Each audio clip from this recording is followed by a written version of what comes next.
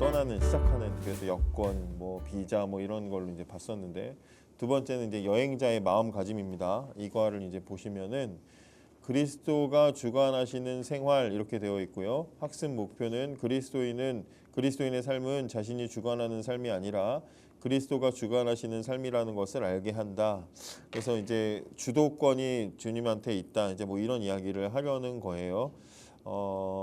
여기 보면 이제 여행을 하다 보면 다양한 사람들을 만나게 된다 해서 이제 글이 있는데 여기 있는 전체 글들이나 이 공과가 지향하는 어떤 방향성이 다 맞진 않아요. 다 맞진 않고 여기서도 보면 목적지를 정하고 여행을 가는 거를 이제 그걸 정답으로 놓고 목적지를 정해놓고 가지 못하고 방황하는 여행을 이제 틀렸다라고 이제 그렇게 말하고 있는데 사실 요즘은 여행의 개념이 그렇진 않잖아요. 무슨 같은 여행에 대한 어떤 개념만 따져도 뭐 어디 몇 시에 몇 시까지 어디 가야 되고 다 이렇게 해야 되고 그리고 끝에 이제 어디까지 가야 돼 막 이렇게 해내는 그런 식으로 여행을 하는 사람도 있지만 그냥 뭐 오늘 그냥 흘러가는 대로 그냥 느낌 가는 대로 그냥 여기 가다가 뭐 들어가고 뭐 이렇게도 할 수 있는 게 여행이라고 지금은 개념이 그렇게 많이 바뀌었잖아요.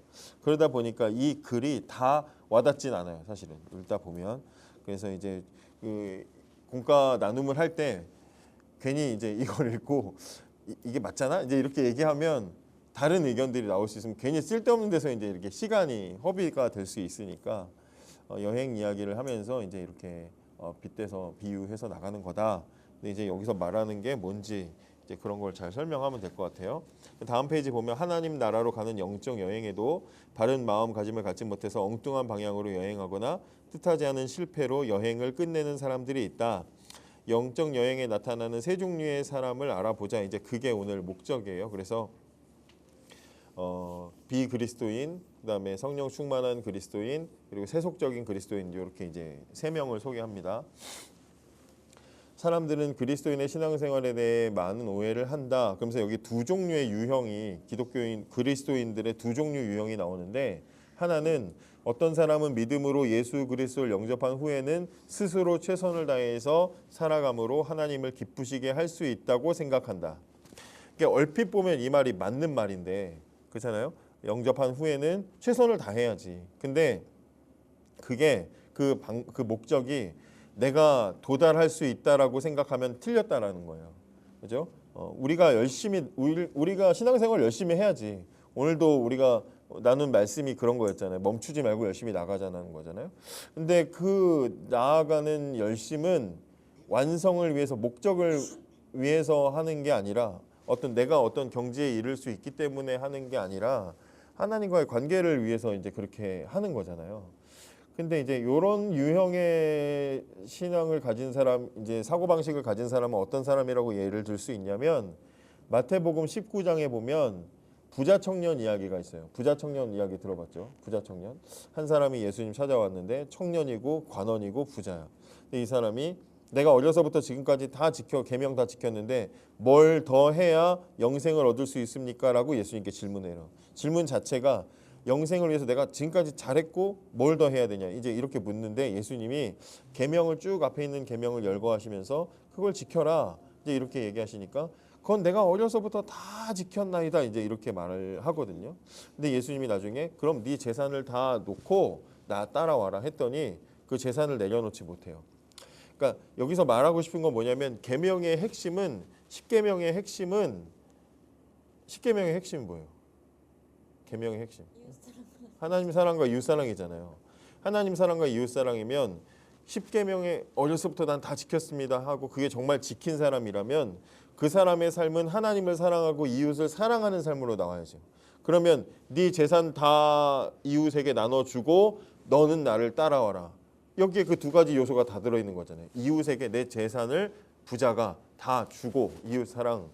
하나님께 너는 다른 거 필요 없으니까 하나님을 따라와라. 하나님 사랑이 나타나야 되는데 그 사람이 재물이 많아서 근심하고 떠나버린단 말이죠. 그러니까 이런 유형의 신자들은 결국에는 아무것도 지키지 못하는 사람이라는 거예요. 내가 스스로 해낼 수 있다? 아무것도 못하는 사람이라는 얘기고. 두 번째, 또 어떤 사람은 그리스도께서 그의 삶에 들어오셔서 자신이 살고자 하는 대로 도와주는 든든한 후원자 정도로 생각하고 이것이 하나님의 영광을 위한 일이라고 생각한다. 이게 이제 한국 교회에 중고등부 청소년 큰 수련회 집회 같은 데서 다 망쳐놨어요. 애들을. 거기 가면 막 비전을 가져라, 세상을 뭐 뒤집는 사람이 되라, 뭐 이러면서 이제 그러면 좋겠지. 근데 다 그러지 못하잖아요. 사실 다 그러지 못하잖아요. 어떤 그런 사람들이 그렇게 쓰임 받는 사람들이 있을 수는 있지만 우리를 부르신 목적은 그건 아니라는 거죠. 막 그러면서 막 그러거든요. 뭐 한 사람이 10,000명 먹여 살릴 수 있는 인생 살아야지. 얻어먹는 그런 뭐 인생 살지 마세요. 막 이런 식으로 막 강사들이 막 너무 그분들도 이제 뭐 말씀의 본질은 뭐 있겠지만 하다 보니까 이제 그렇게. 그래서 예전에 사역하던 교회에서 그 교회 이제 어떤 청소년 집회를 그 예배당을 빌려가지고 했었는데 다른 팀이어서 우리랑은 전혀 상관없는. 근데 성향이 완전 저쪽이야. 그래가지고 뭐 자기 밑에서 배운 애들이 다니엘 학습법 비슷한 거였어. 그래서 하버드 다니는 애들이 있는 거야. 자기 제자들. 그래서 그 애들이 나와서 막 하버드를 자기가 간증하면 그 막 학부모님들이 막 다 어디 거기에 그냥 미치는 거지. 우리 애도 여기 보내면 하버드 갈 것 같은 거야. 그래서 막 하면서 막 기도회를 인도하는데 여러분 기도합시다. 어머니들 우리 학생들 머리에 손 얹고 기도합시다. 그러면서 지방대 다니는 비루한 인생 살지 말고 하버드대 다니는 인생 살게 해달라고 기도했어. 근데 그때 당시에 방송실에서 봉사하던 청년들이 다 지방대 다니는 애들이었거든. 그래서 야씨 그냥 가자 애들이 막 그랬었거든요. 그러니까 그런 수준의 이제 가지고 있는 사람들이 이런 유형의 사람들인 거죠. 하나님은 내 후원자, 나를 받쳐주는 사람. 마가복음 10장 35절에 보면 어떤 이야기가 있냐면 세베대의 아들 예수님 제자들 중에 야고보와 요한이 형제예요. 세베대라는 아빠의 아들이에요. 근데 그 엄마가 찾아와가지고 예수님한테 청탁을 해. 그래서 나중에 그 당시에 이제 제자들은 다 예수님이 로마를 뒤집어 엎고 이스라엘의 새 왕이 될 줄 알았잖아요. 그러니까 나중에 왕이 되시면 우리 아들들 좀 잘 부탁합니다. 이제 청탁을 이제 뭐 도시락 싸가지고 했겠지. 그러니까 예수님이랑 이제 쭉 대화를 하고 났는데 그 성경에 보면 마가복음 10장 41절에 10 제자가 그 소식을 듣고 야고보와 요한에게 화를 냈다라고 말하고 있어요. 왜 화를 냈을까요?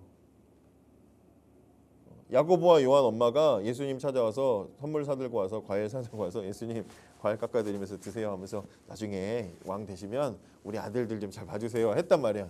근데 그 소식을 나머지 10 제자들이 듣고 열받았어. 왜 열받았을까요? 열받은 이유가 뭐야? 거기서 열받는 이유는 뭐야? 똑같은 생각을 하고 있기 때문인 거지. 한 자리 하고 싶었던 거야. 예수님 잘 되면 나도 그 뒤에서 한 자리 하고 싶었는데 선수 쳐? 그리고는 그게 열받는 거거든. 그러니까 제자들조차도 그들이 가지고 있는 신앙의 그 어떤 목적이 예수님은 나의 든든한 후원자. 예수님 따라가다가 콩콩물 떨어지면 난 그걸로 잘 먹고 잘 살지. 이게 목표였던 사람들이었던 거지.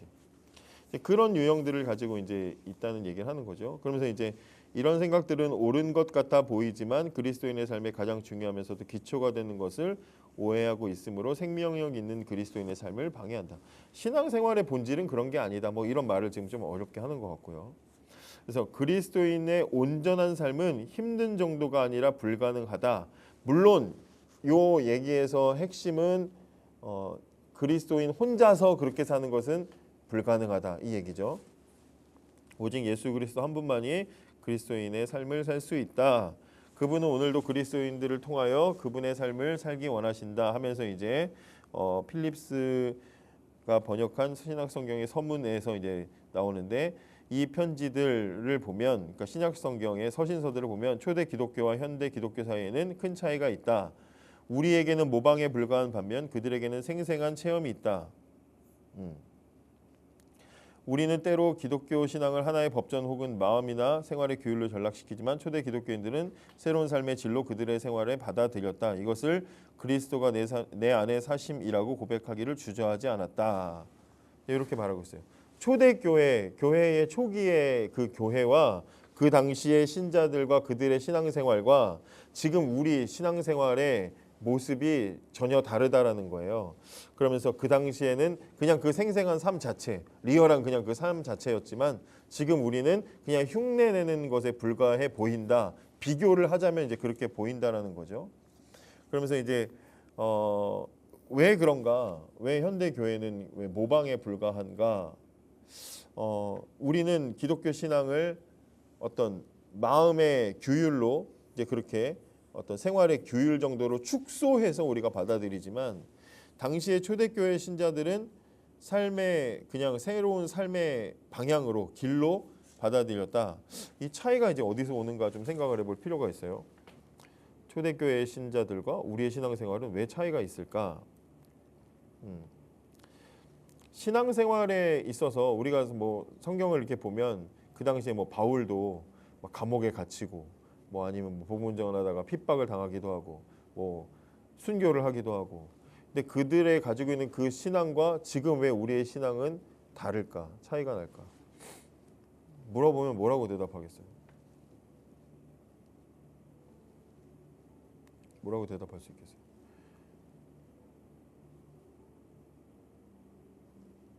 오늘 아까 그런 이야기를 잠깐 하기도 했지만 중국 교회 같은 경우에는 그들이 굉장히 지금 날 것 그대로의 순수하고 뜨거운 신앙을 가지고 있잖아요. 그들이 중국 교회 지하 교회 뭐 이런 신앙 뭐 유튜브 같은 거 이렇게 쳐보면은 정말 말도 안 되는 공간에 막 이런 데에 막 100명, 200명씩 막 정말 빼곡하게 들어 앉아가지고 막 그냥 찬양하고 기도하고 그 사람들 다 공산주의 속에서 살아가는 사람들인데 종교를 선택한 이유로 자신의 삶의 어떤 권리들을 다 포기하고 그냥 거기서 그냥 그렇게 산에서 모여가지고 정말 죽은 사람들처럼 그렇게 살아가는 삶의 모습들이 있잖아요.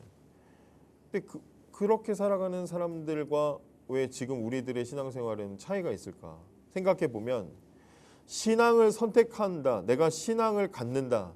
뭐 더 쉽게 말하면 내가 예수를 믿는다라고 했을 때 그걸 뭐 선택의 문제라고 봤을 때 내가 그 선택을 함으로 있어서 내 생활 전체가 중심 전체가 바뀌는 사건이 일어나느냐 그렇지 않느냐의 차이가 있는 것 같아요. 초대교회나 지금 중국이나 무슬림권이나 뭐 이런 그 사람들이 가지고 있는 신앙을 선택하는 그 일들은 모든 권리를 포기해야 되고 어쩌면 목숨도 걸어야 되고 뭐 그런 어떤 상황들에서 내가 신자가 되는 거야. 근데 우리는 그냥 많은 것들 중에 그냥 내가 종교는 이게 좀 더 깔끔한 것 같아 해서 그냥 뭐 선택한다든지 물론 안 그런 사람들도 많지만 그런 경우들이 대부분이기 때문에 많기 때문에 그리고 신앙생활을 하는 환경 자체가 우리는 그런 부분에서 굉장히 쉽게 접근할 수 있게 되어 있기 때문에 그렇기 때문에 신앙을 내가 갖는다 예수를 믿는다라는 사건 자체가 내 인생에서 끼치는 영향이 크게 없죠. 그런데 초대교회나 아니면 뜨거운 시대의 어떤 신앙은 내가 신자가 되는 것 자체가 내 인생을 완전 송두리째 바꿔놓는 사건이 일어나야만 되는 거기 때문에 어쩌면 과거, 현재, 미래를 다 포기해야 되는 그런 사건에 내가 들어가는 거기 때문에 시작 자체가 다르다. 가벼운 선택이 아니라 그냥 내 인생의 길이야. 내 인생의 방향이 이게 돼버리는 거야. 그래서 진짜 예수님이 계셔야 돼. 다시 오셔야 돼. 초대교회 신자들의 신앙이 그러지 않았겠어요? 잡혀가면 막 가죽 다 벗겨서 막 순교시키고 뭐 아니면 막 톱으로 켜서 죽이고 물속에 막 수장해서 죽이고 십자가에 못 박아 죽이고 막 이런 상황 속에 아니면 막 원형 경기장에 막 사자 밥으로 던지는 이런 상황에 살아가면서 예수를 믿으면 이제 그렇게 되는 상황 속에서 진짜 예수님이 다시 오실 거라고 믿지 않으면 어떻게 기독교 신앙을 갖겠냐고요. 주님이 나와 함께 해주시고 내 삶의 현장에서 위기 속에서 나를 도와주시고 동행해 주시고 천국이 있고 지옥이 있고 이 확신이 없으면 그 신앙 못 갖죠. 단순한 어떤 기호 정도. 말씀을 듣는 태도도 달랐겠지. 그죠? 성경을 읽는 자세도 달랐겠죠. 기도하는 태도도 질도 달랐겠죠. 시간은 좀 더 짧을 수 있어도 우리보다 짧을 수 있어도 질은 달랐겠죠. 성경 지식은 우리보다 적어도 훨씬 더 깊이 있게 했겠죠. 이게 레디컬에 있나 아니면 제자인가 팬인가 제자인가에 있는지 기억이 안 나는데 그 저자가 이런 중국 지하교회인가 이런데 이제 그 사역자들을 만나러 간 거예요. 그 성도들이 특강을 할 기회가 돼서 간 거예요. 근데 그 제자인가 거기에 있었던 것 같아요. 거기 갔더니 성경을 가르쳐 달라고 막 자꾸 붙잡는 거예요.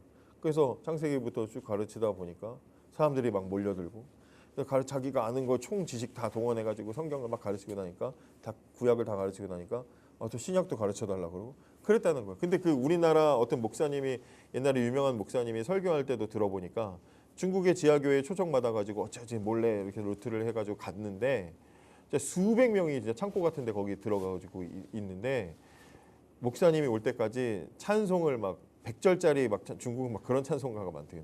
그거를 막 1절부터 100절까지 다 부르면 한 번 더 부릅시다. 그러면 또 부르는데 막 30분 걸리고 막 그걸 계속 부르면서 기다리면서 사모하면서 그렇게 기다렸다는 거예요. 시간 가는 줄 모르고 말씀 듣고. 그런 그들이 가지고 있는 신앙에 대한 그 집중력과 그 마음의 정도가 차이가 있기 때문에 여기서 지금 이 필립스라는 사람이 쓴 것처럼 우리는 모방에 불과하다면 그들은 정말 삶 자체다. 이런 차이가 있을 수밖에 없는 거죠. 자, 그다음에 이제 세 종류의 사람을 소개를 하는데 고린도전서 2장 14절에서 이제 3장 3절까지는 세 종류의 사람을 소개를 하고 있다. 한번 읽어보고 그다음에 이제 이렇게 좀 한번 소개를 하나씩 보도록 하겠습니다. 고린도전서 2장 14절에서 16절 한번 보세요. 예, 뭐 눈으로 한번 보시든지.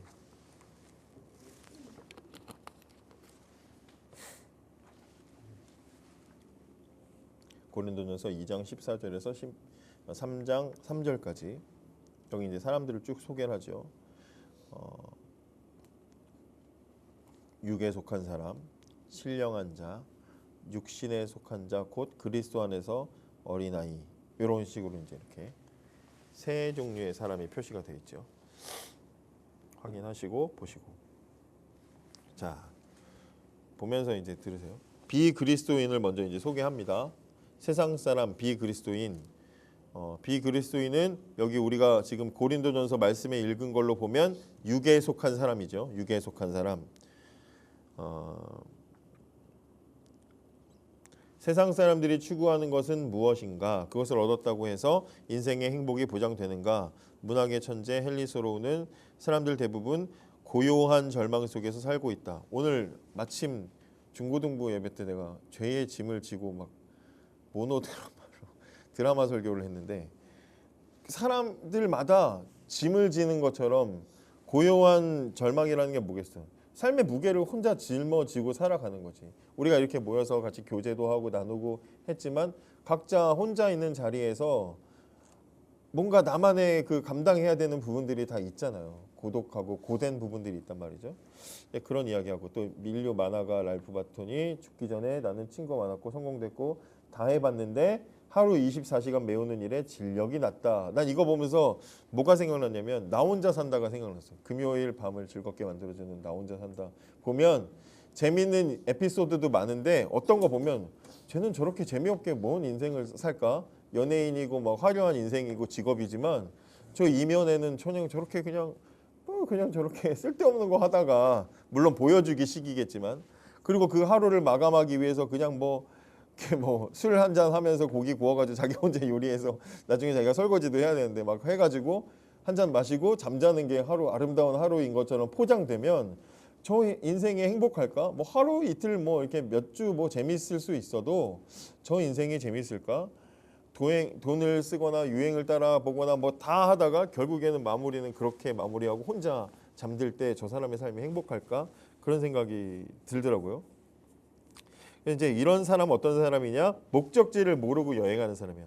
이제 이거는 아까도 앞에서도 말했지만 어떤 경우에 따라서는 뭐 빠니보틀이나 이런 사람들에 따라서는 그게 여행의 재미라고 말하는 사람들도 있을 수 있기 때문에 100% 공감이 안 될 수도 있는 예화예요. 이 예화는 지금 시대에는.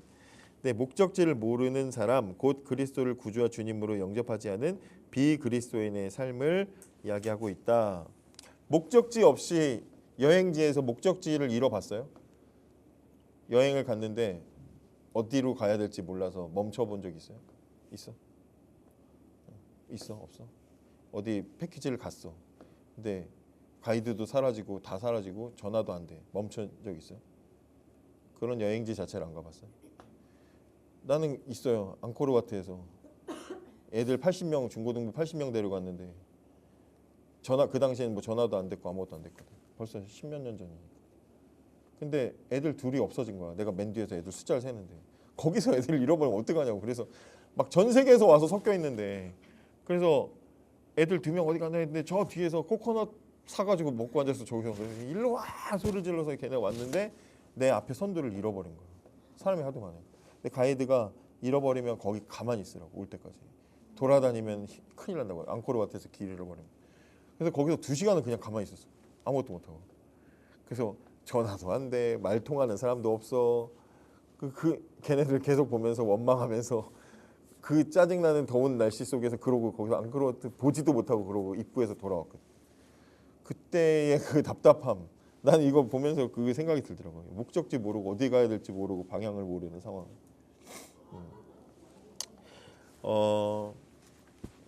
내가 나의 주인으로 사는 사람이 있는 거죠. 내가 나의 주인으로 사는 사람. 이런 사람은 이제 뒷장에 이제 21페이지에 보면 요거 이제 CCC에서 많이 하는 사형리에서 많이 하는 그림이잖아요. 이 동그라미가 내 마음이고 그 가운데 이렇게 H 비슷하게 생긴 이거는 이제 내 마음속의 자리야. 내 마음속의 자리에 내가 있는 거지, 내가. 그리고 십자가가 바깥에 있죠. 그 십자가는 바깥에서 이제 주님이 내 밖에 있는, 내 안에 계시지 않는 상태를 얘기하는 겁니다. 근데 이제 이런 상태, 내가 나의 주인으로 사는 사람은 어떻게 보면 주도적인 인생인 것 같고 되게 대단해 보이지만 굉장히 단순하고 고단한 인생인 거죠. 내가 다 책임져야 되니까 힘든 거지. 오늘 중고등부 예배 드릴 때 내가 무거운 가방을 하나 메고 설교를 했거든. 죄의 짐이 내 인간의 삶에 항상 있다.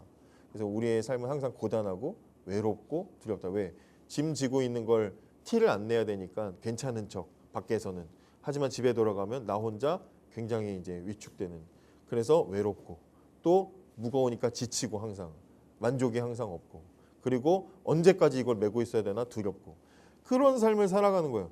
겉으로 볼 때는 인스타 보면은 좋아 보이고 잘 사는 것처럼 보이지만 각자 다 그런 어려움들이 있는 거예요. 그러니까 화려한 인생을 사는 사람인데 그 이면에 어두움이 있어서 뭐 자살하기도 하고 뭐 마약에 빠지기도 하고 이상한 길로 빠지는 일들이 일어나는 거잖아요. 성경은 비그리스도인을 어떻게 표현하고 있는가 했을 때 육에 속한 사람이라고 이제 이렇게 표현하고 있죠. 고린도전서 2장 아까 본 대로 육에 속한 사람이라고 하죠. 그 다음에 2번에 보면은 옛사람이라고 표현하고 있어요. 옛사람. 우리의 옛사람이. 옛사람이라는 건 무슨 의미일까요? 비그리스도인은 옛사람이다. 이 옛이라는 말은 뭘 언제를 얘기하는 거예요? 옛날 사람, 옛사람. 내가 옛날 사람이지. 옛날 사람. 이게 말고 뭐 70년 이전생 이거 말고 옛사람이라는 건 원죄에 속해 있는 사람인 거죠. 원죄에 속해 있는 사람. 육체라고 말할 때 여기서 육체는 그냥 내 몸을 얘기하는 게 아니고 죄에 오염된 몸, 타락한 몸 이걸 얘기하는 거죠. 그죠? 육체. 반대되는 건 이제 뭐 성령 이제 이런 식으로 표현이 되는 거죠. 그래서 육체에 속한 사람 이게 옛사람인 거죠. 또 로마서 6장 6절의 그 끝부분에 뭐라고 했어요? 죄의 종이라고 나와 있죠. 비그리스도인은 육에 속한 사람이고 옛사람이고 죄의 종이에요. 신분상으로 죄의 종, 죄의 노예 이게 그 비그리스도인이야. 노예와 종은 특징이 뭐예요? 노예와 종의 특징. 노예와 종을 해본 적이 없겠지만 그 특징이 뭐야? 노예와 자유가 없다. 또 예? 주인을 모신다. 더 자세히 얘기하면 주인을 위해 사는 거지. 그 삶은 자기의 삶이 아니야. 그 삶에 살아내는 모든 땀과 수고는 주인께 영광 돌리기 위해 살아가게 돼 있어. 그죠? 주인의 기쁨을 위해서. 그렇기 때문에 죄의 종이라는 건 죄를 위해서 마귀의 영광을 위해서 사는 존재. 걔네들이 그렇다고 비그리스도인들이 막 머리에 뿔 났거나 아주 생긴 게 못돼 먹었다 이런 게 아니잖아요. 비그리스도인 중에 진짜 착한 사람 많아. 성격적으로 교회 다니는 애들이 더 못돼. 교회 안 다니는 애들 중에 착한 애들 진짜 많잖아. 착하고 성품 좋고 대인관계 원만하고 공부도 잘하고 이런 애 되게 많잖아요. 착한 죄인들이 되게 많아. 그러나 본질은 뭐예요? 그 사람들은 죄의 종, 육에 속한 사람, 옛사람이라는 거예요. 그리스도가 없는 사람의 특징, 그리스도가 없는 사람의 특징이 뭐냐? 여기 2번에 육에 속한 사람은 성령의 일을 받지 않는다. 이건 무슨 얘기냐면 성령의 일을 받지 않는다는 얘기는 막 어려운데 지난 과에서 나왔던 거예요. 뭐냐면 영적인 감각이 없는 사람. 하나님의 성령의 일을 받지 않는다는 말, 고린도전서 2장 14절 이 말 있잖아요. 이게 무슨 말이냐면 영적 감각이 없는 사람, 영혼이 죽은 사람, 영적인 내비게이션이 꺼져 있는 사람, GPS 꺼져 있는 이 얘기를 하는 거예요.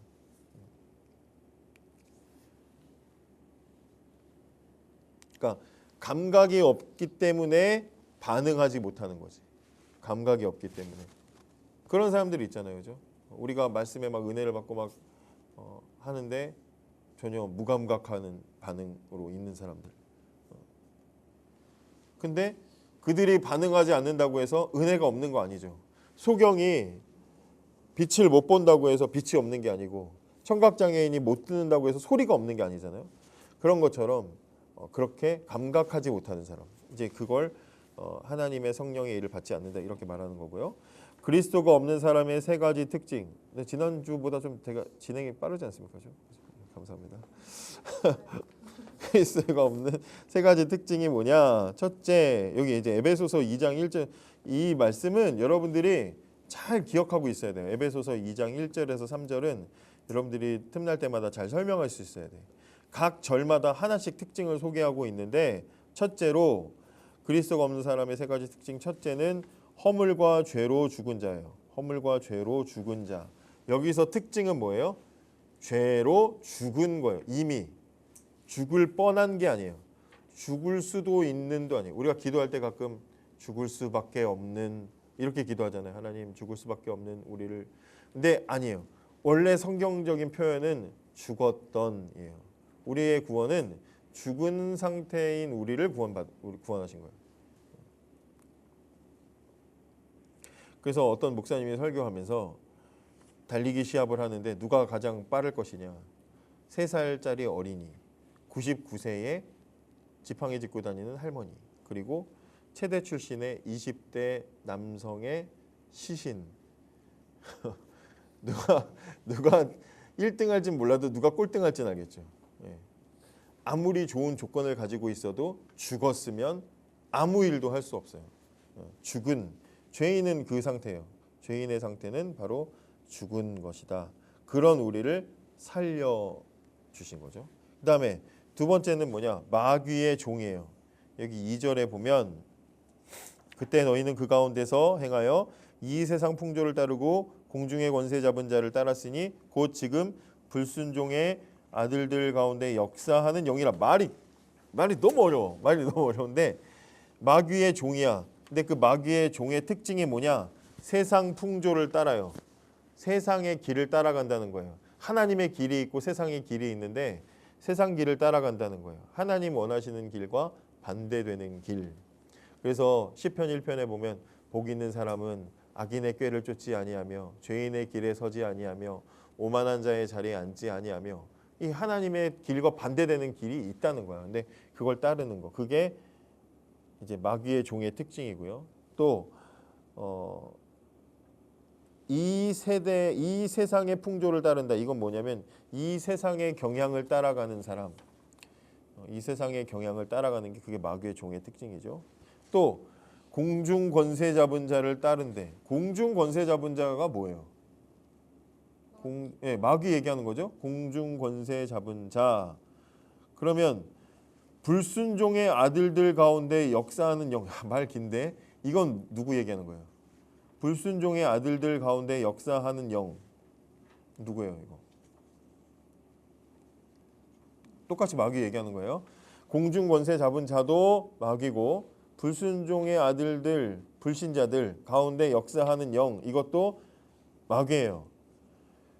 공중 권세 잡은 자라는 말은 공중 권세라는 건 하늘과 땅 사이의 공간을 얘기하는 거예요. 하늘과 땅 사이의 공간 문자적으로. 근데 거기에 뭐가 있대요? 권세가 있대. 권력이 있대. 그러니까 마귀는 뭐가 있는 존재예요? 권력이 있는 존재예요. 우리가 막 마귀를 막 되게 우습게 생각하면서 마귀 뭐 나와봐 막 물러가라 뭐 쉽지 않아요. 물론 우린 예수님 편이니까 우리가 나중에 이기겠지만 마귀는 권력을 가진 존재입니다. 그리고 불순종의 아들들 가운데 역사한다는 게 뭐예요? 영향력을 가지고 있다는 거잖아요. 그러니까 마귀는 영향력을 가지고 있어요. 이 역사하는 이라는 말은요. 하나님의 역사에도 똑같은 단어가 쓰였어요. 그러니까 마귀에게도 어느 정도 영향력이 있어. 그런데 우리가 성경을 통해서 알 수 있는 결론은 뭐예요? 마귀가 가진 권력과 영향력은 일시적이라는 거예요. 하나님이 허락한 상태 안에서 일시적으로 나타날 뿐이지 하나님이 끝내시면은 끝나는 거야. 그래서 예수님이 귀신을 쫓아낼 때 귀신들이 저를 무적행에 던지지 마세요라고 막 두려워하면서 군대 귀신이 그래서 저 돼지떼에 들어가게 해달라 그래가지고 2,000마리 돼지떼로 들어가잖아요. 군대 귀신이. 알아요? 예, 들어봤어요? 무적행은 끝없는 구덩이에게 지옥을 상징하는 거거든. 지옥에 던지지 마세요라고 얘기해요. 그러니까 하나님이 정하시는 심판의 날 마지막 때가 종말의 때가 되면 마귀들을 하나님이 지옥으로 던져버리실 거거든. 지옥의 주인도 하나님이에요. 그건 알고 있죠. 지옥의 주인도 하나님이신 것처럼. 그래서 마귀들은 일시적으로 지금 허락된 권세와 영향력을 가지고 있어요. 마귀는 그런 존재라는 거. 그래서 마귀를 정리하면 마귀는 지배하는 권력과 영향력이 있으며 지배하는 공간을 가지고 있는 존재다. 그러나 어디까지나 일시적이고 제한적이다. 욥기 1장을 봐도 하나님한테 마귀가 그러잖아요. 저거 다 없애면 뭐 그렇다 저렇다 하면서 그러니까 생명 건드리지 말아라 이런 얘기 나오는 게 하나님이 제한을 하고 계시다. 그 다음에 비그리스도인 그리스도가 없는 사람의 세 가지 특징 중에 마지막 세 번째 본질상 진노의 자녀다. 그죠? 본질상 진노의 자녀다. 여기 자녀라는 말은 진짜 자식이라는 게 아니라 그만큼 영향을 받는다는 거예요. 진노의 자녀, 진노의 그래서 이건 소유격으로 표현되어 있는데 뭐냐면 죄인은 어디를 가든지 하나님의 진노 아래 있다는 얘기를 하는 거예요. 죄인은 그런 존재라는 거예요. 왜? 육체의 욕심을 따라 지내며 육체와 마음에 원하는 대로 살아가니까 하나님의 진노가 어디 가든지 따라가는 그런 존재다. 그런 얘기를 하는 거죠. 아까 말했죠. 육체는 단순한 몸이 아니라 타락한 죄인. 자, 넘어가면 뜬금없이 갑자기 예수님 말씀하신 사람의 마음속에 나오는 12가지 나쁜 생각을 적어보라. 그게 나와서 나도 이게 왜 나왔나 그러면서 이게 보긴 봤는데 이제 마가복음 7장에 보면 사람에게서 나오는 것들이 쭉 있어요. 여러분들 한번 참고적으로 그냥 찾아보시면 될 것 같고 악한 생각, 음란, 도둑질, 살인, 간음, 탐욕, 악독, 속임, 음탕, 질투, 비방, 교만, 우매함 이런 것들이 있어요. 비그리스도인 그리스도가 없는 사람들에게서 나오는 악한 것들 뭐 이렇게 뭐 말하고 싶은 것 같은데 어쨌든 뭐 꼭 이것만 있는 건 아닌데 하여튼 이렇게 나와 있다는 거. 근데 악한 것들이 어디서 나와요? 사람 속에서 나온다는 거죠. 사람 속에서. 바깥에서 나오는 게 아니라는 거죠. 사람 속에서 나오는 거예요. 그런 것들. 아까 우리가 살펴봤지만 아브라함이 그 사건을 끝내고 나서도 그랄에 계속 거주했어요. 근데 그 이후에는 자식 낳고 거기서 믿음 생활 잘했거든요. 그러니까 그 얘기는 뭐냐면 그 안에 선한 게 있었기 때문에 거기서 살아갈 수 있는 거죠. 환경이 나쁘다고 사람이 나빠지는 건 아닌 거예요. 우리는 그렇게 많이 얘기하잖아요. 맹모 삼천지교 뭐 이러면서 우리는 뭐 여러 가지로 환경의 영향을 받는다. 물론 사람이 환경의 영향을 받지만 그러나 그 속에서 나오는 거다. 뭐 그런 얘기고요. 그 다음에 비그리스도인과 하나님의 관계를 요약해 보라. 아들을 믿는 자에게는 영생이 있고 아들에게 순종하지 않은 자는 영생을 보지 못하고 도리어 하나님의 진노가 그 위에 있다. 그래서 영적으로 죽은 자, 진노가 머물러 있는 사람, 뭐 그런 사람이다. 이렇게 비그리스도인에 대해서 정리를 하면 될 것 같고요. 여기에 혹시 질문 있습니까? 있어요? 질문? 5시가 다 됐는데. 있습니다. 빠르게 보도록 하겠습니다. 성령 충만한 그리스도인, 여기까지 우리가 좀 알고 가면 좋을 것 같아요. 성령 충만한 그리스도인은 누구냐? 여행의 목적지를 분명히 아는 사람이고 올곧게 가는 사람이고 또 그리스도 중심으로 사는 사람인데, 이 그림으로 보면 훨씬 편해요. 여기 보면 딱 그 자리 안에 딱 십자가가 딱 들어가 있죠. 그리고 나는 그 바깥에 있는 게 아니라 그 안에 같이 있어. 그러니까 주인으로 모시고 나는 그 영향을 받는 존재로 살아가니까 그 옆에 동그라미들이 수박씨처럼 이렇게 올챙이 같이인가 하여튼 이렇게 해서 이렇게 균형 있게 이제 이렇게 딱 되고 있죠. 그 왼쪽에는 사랑, 희락, 화평, 인내, 자비, 양선, 충성, 온유, 절제. 그래서 이거 뭐예요? 9가지. 뭐에? 성령의 9가지 열매라는 게 있어요. 이건 무슨 얘기냐면 성령 충만한 사람의 삶에서 나타나는 9가지의 특징을 얘기하는 거예요. 성령 충만한 사람 중에 어떤 사람은 사랑만 나오고 희락만 나오고 그게 아니라 커피 같은 거 마시면 나는 잘 그런 게 좀 둔해가지고 잘 모르는데 뭐 마시다 보면 어떤 사람은 이 안에 뭐 초콜릿 맛이 있고 뭐 과일 향이 있고 뭐가 있고 막 커피 한 잔을 마셔도 막 그렇게 얘기하거든. 근데 그 안에 그런 게 다양한 게 섞여가지고 커피라는 맛의 조화를 이루는 거잖아요. 성령 충만한 사람은 누구나 다 크고 작은 정도의 차이는 있지만 이런 요소들이 있다는 거예요. 사랑의 영향이 나타나고 희락, 화평, 인내, 자비 이런 영향력들이 나타나는 게 성령 충만한 사람들의 삶의 특징이고 그게 점점 커지는 게 이제 우리의 성장인 거죠. 이게 보면 성령 충만한 그리스도인은 먼저 그리스도 중심의 삶을 살아요. 그렇죠? 그리스도 중심의 삶을 살아요. 삶의 지배권을 예수님께 드렸으니까 그리스도의 중심으로 사는 거지. 그러면 이거는 되게 잘 써놨어. 이 그림 옆에 이 오른쪽에 있는 글이 되게 잘 써놨어. 보면 순서대로예요. 성령의 권능을 받죠. 그리스도께 맡겼으니까 성령의 권능을 받는데 이 권능, 이 능력은 그리스도를 주인으로 모셨기 때문에 그리스도께서 원하는 삶을 살기 위한 권능이 나에게 주어져요. 예수 더 잘 믿기 위한 권능을 나에게 주신다는 거예요. 그러면 그 삶은 어떤 영향력을 나타내느냐? 다른 사람을 그리스도께로 인도하는, 다른 사람에게 복음을 전하고 또 성령의 권능으로 인도하심을 따라서 하나님 나라를 위해 일하도록 주님이 나를 그렇게 이끌어 가셔요. 오늘 일부 예배 때 담임 목사님 설교에 오늘 봤던 게 빌립이라는 사람이 초대교회에서 빌립이 이디오피아 내시에게 복음을 전하는 이야기였거든요. 근데 성령께서 갑자기 그를 이끌어 가셔가지고 한 100km 떨어진 곳에 있는 곳에서 이디오피아의 내시가 성경을 읽고 있었는데 그 성경을 읽고 있다가 이사야 53장에 마침 그 부분을 읽을 때 딱 그 사람에게 나타나도록 하셔요. 그래서 그 사람이 읽고 있는 걸 보면서 성경 읽고 있는데 그 당시 성경이 뭐 흔한 게 아니었으니까 읽고 있는 내용 다 이해돼요? 궁금한 거 없어요? 이제 이렇게 물어봤단 말이에요. 그랬더니 이디오피아 내시가 마침 읽다가 여기 예수님 고난에 대한 어린 양의 고난에 대한 이야기가 나오는데 이 이야기가 이사야 자신의 얘기예요? 아니면 다른 사람 얘기예요? 라고 물어봤더니 마침 예수님의 십자가 고난에 대한 이야기를 쭉 해준단 말이에요. 그리고 이 사람한테 세례까지 줘서 보내는 이야기가 나와요.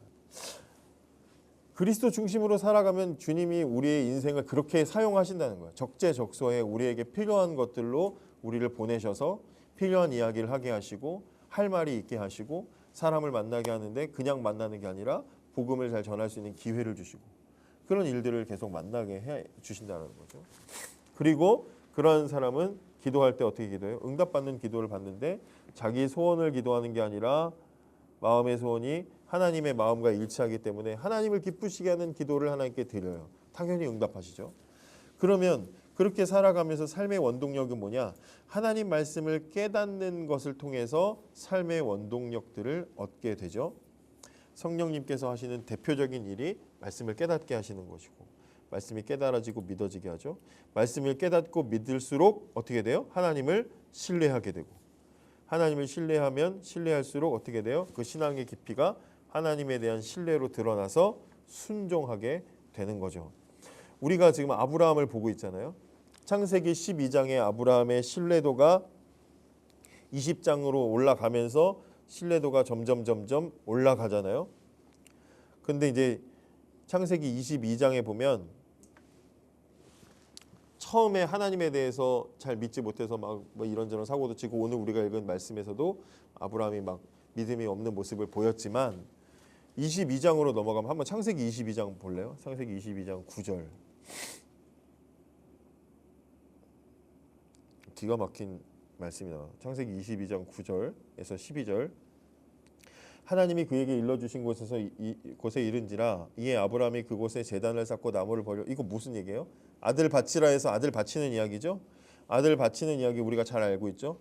아들을 바치려고 했더니 12절에 사자가 그에게 이르시되 그 아이에게 내 손을 대지 말라, 그에게 아무 일도 하지 말라. 내가 내 아들 내 독자까지도 내게 아끼지 아니하였으니 내가 이제야 네가 하나님을 경외하는 줄을 알았다. 하나님이 아브라함의 마음을 확인했다라고 말하잖아요. 근데 이 사건을 히브리서에서 해석을 하는데, 히브리서 11장을 보면, 히브리서 11장으로 넘어가 보세요. 거기 보면 아브라함이 11장 17절에서 19절 보면, 아브라함은 시험을 받을 때에 믿음으로 이삭을 드렸으니 그는 약속들을 받은 자로 돼 그 외아들을 드렸느니라. 그에게 이미 말씀하시기를 내 자손이라 칭할 자는 이삭으로 말미암으리라 하셨으니 그가 하나님이 능히 이삭을 죽은 자 가운데서 다시 살리실 줄로 생각한지라. 비유컨대 그를 죽은 자 가운데서 도로 받은 것이니라. 이거 무슨 말이에요? 아브라함이 왜 아들 이삭을 바치라고 했을 때 진짜 그 말을 들으려고 했어요? 얘를 하나님이 분명히 이 자식을 통해서 복 준다고 약속하셨으니까 내가 지금 얘를 죽여도 하나님이 얘를 다시 부활시켜서 내 아들로 살아가도록 하실 거라고 믿고 칼을 든 거야. 그러니까 여기 지금 말하는 대로 하나님의 말씀을 깨닫고 하나님의 말씀을 신뢰하게 되니까 그 삶의 순종으로 나타난다는 거죠. 그런 과정들이 있는 거예요.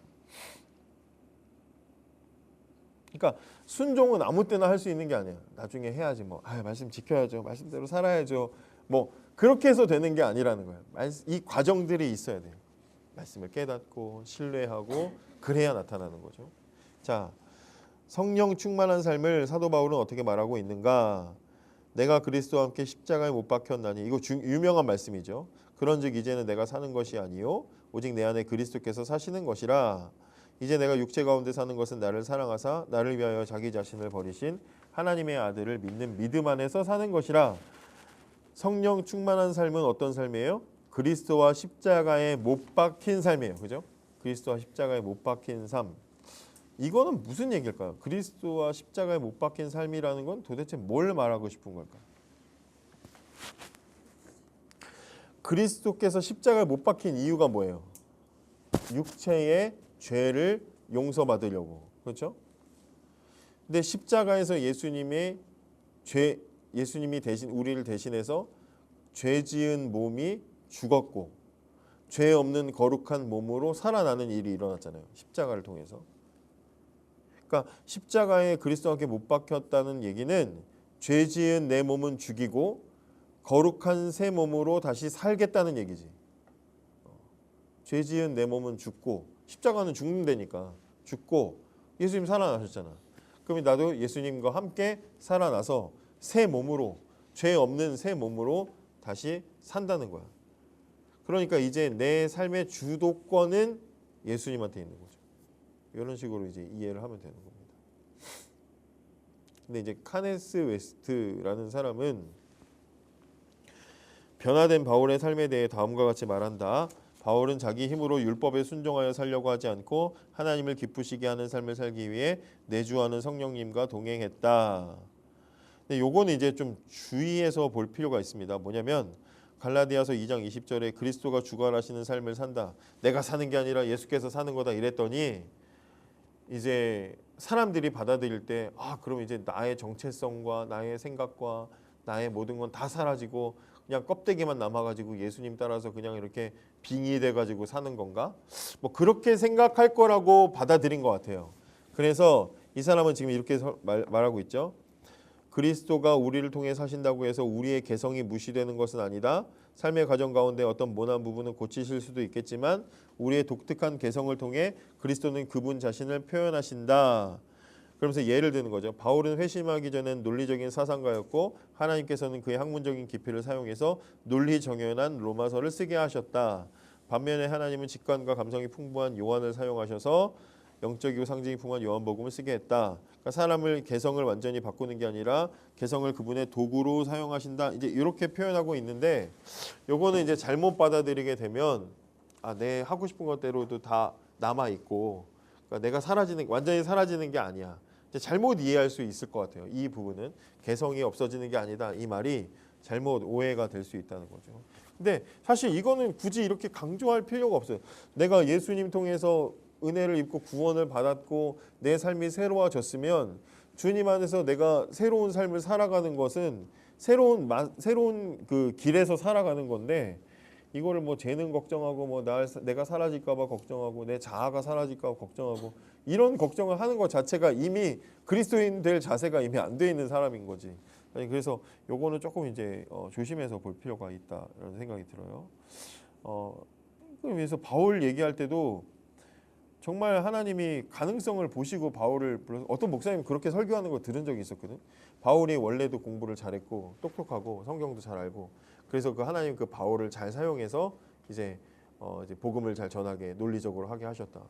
바울의 정말 자신의 어떤 그런 가지고 있었던 개인적인 어떤 스펙이나 능력을 하나님이 잘 활용해 주셨다고 생각했을까? 정작 바울 자신은 그렇지 않거든요. 보면은 빌립보서 3장을 한번 찾아봐 주실래요? 요거는 혹시나 그런 고민을 할 수 있기 때문에 빌립보서 3장 4절부터 9절을 보면 바울이 그렇지 않다는 게 나와요. 빌립보서 3장 4절에서 9절 보면 그러나 바울이 자기의 어떤 자랑거리, 스펙을 소개해. 나도 육체를 신뢰할 만하며 만일 누구든지 다른 이가 육체를 신뢰할 것이 있는 줄로 생각하면 나는 더더욱 그러하니.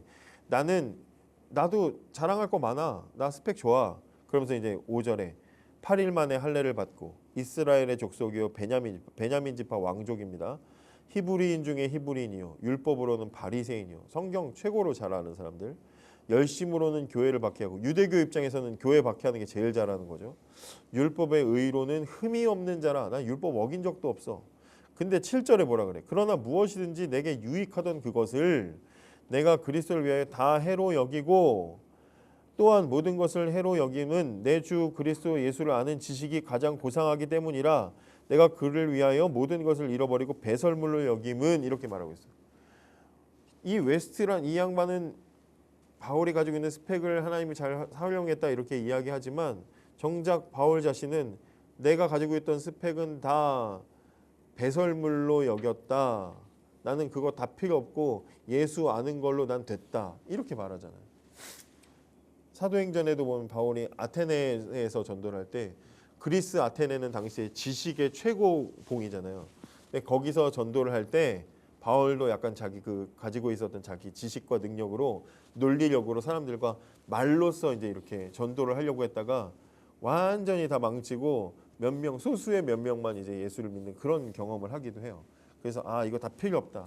예수님만 계시면 된다. 이렇게 말하고 있단 말이죠. 그래서 이 부분은 좀 주의해서 볼 필요가 있다. 이 생각이 들고요.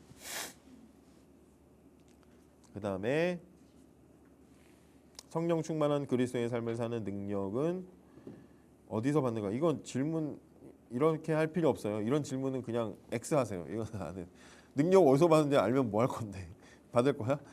여기서 말하고 싶은 이 말씀은 그리스도 안에서 살아갈 수 있는 원동력은 무엇이며 그 특징은 무엇인가? 차라리 뭐 이렇게 물어보면 좋겠어. 그리고 그 밑에 3번도 다 보지 마세요. 나를 지배할 때와 성령이 나를 지배할 때 어떤 차이가 있는가? 이거 봐서 뭐 하겠어요? 뭐 이렇게 중요해? 내가 성령 충만한 그리스도인으로 살아갈 수 있는 원동력은 예수와 함께 사는 게 나의 삶의 원동력이 되는 거야. 사랑하는 주님과 함께 사니까 너무 좋은 거야. 그리고 특징은 뭐냐? 여기 빌립보서 4장 이 말씀이 유명하잖아요. 내게 능력 주시는 자 안에서 내가 모든 것을 할 수 있느니라 이거잖아요. 그래서 이거 막 뭐 할 수 있다 시험 보는 애들한테도 막 이거 갖다 붙여주잖아. 근데 사실 시험 보는 애들한테 이거 붙여주면 안 돼. 왜냐하면 여기서 말하는 이 할 수 있다는 말은 시험에 붙어도 만족하고 실패해도 만족한다는 얘기거든. 자족한다는 얘기야. 그래서 사실은 그래서 모든 것을 할 수 있느니라 할 때 할 수 앞에 만족이라고 붙여놔야 돼.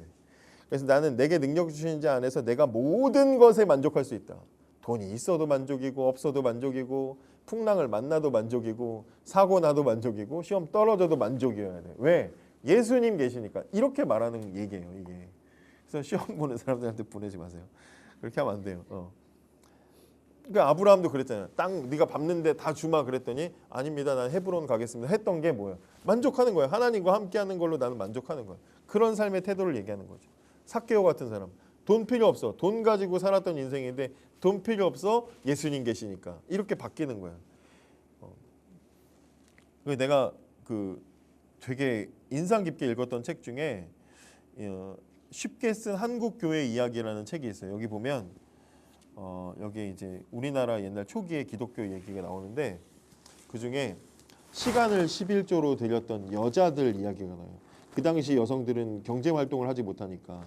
근데 그 당시에 은혜를 받은 분들이 모여가지고 돈을 드릴 수 없으니까 1년에 52주니까 5주를 나는 주님을 위해 내 5주의 시간을 쓰겠다 해가지고 이 시간 동안 전도를 하러 다니는 여자분들이 결성이 된 거야. 처음에는 5명 뭐 이렇게 시작했다가 나중에는 전국의 선교사님들을 통해서 이제 이런 좋은 모범 사례가 있다 해서 이게 퍼져가지고 나중에는 막 이제 뭐 2,400 막 이런 사람들 1,000몇백 명의 사람들이 이제 모여가지고 이런 일들을 하게 되고 근데 이 사람들이 11조 회 이런 이름으로 이제 했어요. 연보가 이제 헌금인데 날 연보 이래가지고 날 이제 시간 이제 하루를 헌금으로 드리는 이제 그런 일들을 이 사람들이 이제 했는데 나중에는 10분의 1이 아니라 5분의 1까지도 막 바치려고 하는 막 열정을 가진 사람들이었다는 거죠. 이런 사람들이 복음 전하고 이렇게 시간을 드리는 데 있어서 받는 거 얻는 거 하나도 없잖아요. 그런데 예수님만으로 만족하기 때문에 이런 인생을 살아갔던 거죠. 이런 이제 모범적인 부분들도 볼 수 있다. 그러니까 내 뭐 장점을 사용하느냐 안 하느냐 사실 그거는 나중 문제인 거죠. 나중 문제. 그래서 그걸 그렇게 뭐 강조할 필요는 없을 것 같다. 이렇게 이야기할 수 있겠습니다. 세 번째 세상적인 그리스도인은 다음번에 모이면 그때 나눌게요. 그래서 오늘은 여기까지 보도록 하겠습니다. 혹시 질문 있으면 말씀해 주세요. 질문 있어요. 네. 앞에요. 네. 마귀 수업자가 생각했을 때 네. 저는 이제 생각하면 그 순원들이 질문할 것도 생각이 드는데 여기 보면요. 네. 22쪽에 맨 왼쪽에 네. 마귀는 하나님이 허락한 상태 안에서만 권력을 잡고 네. 일시적이라고 하잖아요. 그런데 네. 하나님이 그럼 왜 허락하셨어요? 이렇게 물어보면 뭐라고 대답해야 돼요? 하나님께서 일시적으로 악을 허락하신 것은 이제 하나님의 선하심이 완전하게 드러나게 하려고 하는 거죠. 빛이 비친 것을 드러내려면 어둠이 있어야 되는 거잖아요. 처음에 하셨던 문제 하나만 더 말씀해 주세요. 뭐라고 했지? 하나님의 선하심을 완전히 드러내기 위해서. 피곤하죠, 다들. 다들 너무 수고가 많고 고생이 하고 있는데 이 고생이 나중에 한 2년, 3년, 10년 뒤에 그때 그렇게 잘 섬겨가지고 그때 걔 교회 안 나오던 애 걔 지금 그래도 앞에 나가서 교회에서 지금 저거 하고 있는 거 봐. 뿌듯하게 바라볼 수 있는 날이 올 겁니다. 그런 날들을 기다리면서 그렇게 잘 섬겨갔으면 좋겠습니다. 기도하겠습니다. 네. 어제 성경 공부에서 마지막에 질문이 있었습니다. 하나님께서 마귀에게 왜 일시적으로 권세를 허용하셨는가? 그러니까 하나님이 왜 악을 세상에 허용하셨는가에 대한 질문이었고 제가 거기에 대답을 뭐라고 했냐면 하나님의 영광이 더 잘 드러나게 하기 위해서 또 빛이 빛으로서 더 나타나려면 어둠이 있어야 되기 때문에라고 얘기했는데 그 설명이 조금 부족할 수 있기 때문에 좀 더 보충 설명을 하도록 하겠습니다. 악을 일시적으로 허용하신 문제에 대해서 우리가 다 알 수 없어요. 다 알 수 없는데 성경을 연구한 믿음의 선배들이 장로교의 어떤 그 기본적인 기초적인 뼈대가 되는 웨스트민스터 신앙고백 제6장 인간의 타락과 죄와 형벌이라는 주제를 보면 우리의 시조들은 아담과 하와죠. 사탄의 관계와 시험의 유혹을 받아서 선악과를 먹어서 범죄했다. 근데 그것에 대해서 뭐라고 설명하냐면 하나님께서 그들이 범한 이 죄를 하나님의 지혜롭고 거룩한 계획을 따라 기쁘게 허용하셨다. 이렇게 돼 있어요. 그러니까 그 아담과 하와가 저지른 죄는 하나님도 몰랐던 일이 아니고 하나님의 지혜롭고 하나님의 거룩한 계획 속에서 하나님이 허락하신 상황이었다는 거예요. 하나님이 그렇게 하게 만든 게 아니라 그렇게 될 줄 하나님은 아시고도 그 상황을 두셨다는 거예요. 왜냐? 이는 그것을 명령하시어 그 자신의 영광을 드러내시기로 이미 계획하셨기 때문이다. 이렇게 되어 있어요. 그러니까 아담과 하와가 타락하는 사건은 안타깝지만 그러나 하나님은 그걸 허용하셔서 오히려 그걸 통해 하나님이 얼마나 영광스러운 분이신지를 드러내기로 계획하셨다는 거예요. 그래서 하나님이 그렇게 정하시고 그래서 그 일들이 이루어졌다라는 이야기를 하는 겁니다. 여기 이렇게 후레쉬가 있는데 이 후레쉬 빛이 얼마나 밝은지를 보려면 뭐 이렇게 그냥 봐서 빛이 나는구나 알 수도 있지만 불을 끄고 보면 이 불빛이 얼마나 밝은지를 더 우리가 알 수 있죠. 하나님께서 악을 만드신 것은 아니지만 그 악과 타락과 또 그런 것들이 존재함을 통해서 하나님의 거룩하심이 하나님의 선하심이 더 강조된다는 거예요. 우리가 창세기를 쭉 보고 있지만 아담과 하와가 타락했고 그래서 하나님께 쫓겨났습니다. 그런데 하나님께서는 그 아담과 하와의 타락을 통해서 하나님이 얼마나 공의로우신지 또 하나님이 그럼에도 불구하고 얼마나 자비로우신지 하나님의 은혜가 얼마나 큰지를 아담과 하와의 타락 사건을 통해서 하나님이 오히려 더 드러내고 보여주시잖아요. 그래서 심지어는 예수 그리스도를 보내셔서 우리를 구원하실 정도로 하나님은 선하시고 우리를 사랑하시고 은혜로우신 것을 보여주신다는 거죠. 그래서 모든 부분을 하나님은 다 사용하셔서 그렇게 하나님은 일하신다. 그러니까 우리가 하나님의 뜻을 다 알 수 없지만 그러나 그런 부분들 때문에 우리가 하나님께 실망하고 오해하고 하나님이 왜 죄를 만들었냐 그렇게 볼 것이 아니라는 거예요. 청소년들이 성경을 조금 배우면 선악과를 왜 하나님은 세상에 만들어가지고 그렇게 사람이 죄를 짓게 만드냐 막 그렇게 따지고 막 억울해하고 막 그러는데 선악과를 하나님이 만드셨다는 것은 하나님 말씀에 순종하게 하시기 위해서 만드셨죠. 근데 하나님은 그렇다고 해서 아담과 하와를 기계적으로 무조건 순종할 수밖에 없을 정도로 프로그래밍 하시지 않고 분명히 선악과를 먹을 수도 있고 먹지 않을 수도 있을 정도의 자유를 하나님은 허락해 두셨잖아요. 위험한 일이지만 하나님은 허락하셨어요. 그래서 아담과 하와가 억지로 기계적으로 하나님이 만드셨기 때문에 어쩔 수 없이 선악과를 먹지 않는 순종하는 존재로 살아가지 않고 순종할 수도 있고 불순종할 수도 있지만 그러나 하나님께 자유롭게 기꺼이 하나님께 순종하면서 살아가도록 하나님 그것을 원하셨던 거잖아요.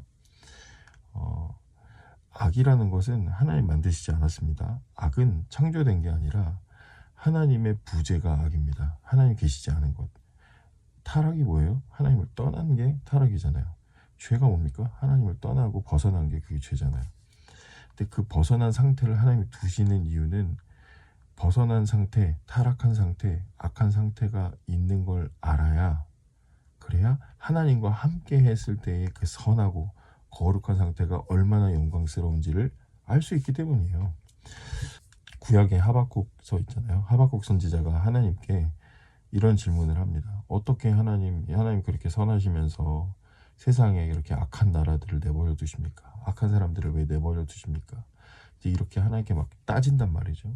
근데 하나님께서 하박국 2장을 통해서 대답하시는 게 뭐냐면 의인은 믿음으로 살리라. 그리고 악한 세상에 대해서 하나님의 심판에 대한 예언, 화 있을진저만큼서 심판을 예언하신단 말이죠. 그러니까 무슨 이야기를 하는 거냐면 세상에 악한 것들이 존재하는 게 사실이지만 결국에는 믿음을 지킨 자들을 하나님께서는 의롭게 여기시고 악한 세상은 하나님은 반드시 심판하셔서 하나님의 그 공의를 세우실 것이다라는 것을 보여주셔요. 그러고 나서 하박국 선지자가 뭐 수년의 부흥을 뭐 그런 이야기도 하고 무화과 나무가 뭐 없어도 나는 만족하리 뭐 그런 찬양도 나오는 거거든요. 그러니까 하나님께서 악을 허용하시고 마귀를 허용하셨다는 것 그거에 막 매몰돼 가지고 어떻게 그럴 수 있냐 그렇게 생각할 것이 아니라 하나님께서 오히려 그걸 통해서 우리에게 더 하나님 자신을 풍성하게 드러내시려고 하는 거다라고 하는 것을 우리가 생각해야 할 것 같습니다. 그래서 뭐 이런 질문들이 성경 공부하다 보면은 지체들한테 나올 수 있는데 이런 정도 선에서 우리가 성경을 통해서 우리가 알 수 있고 믿음의 선배들이 우리에게 정리하고 알려주는 건 이 정도다. 이제 이렇게 설명을 하면 되지 않을까 싶습니다. 여기까지입니다.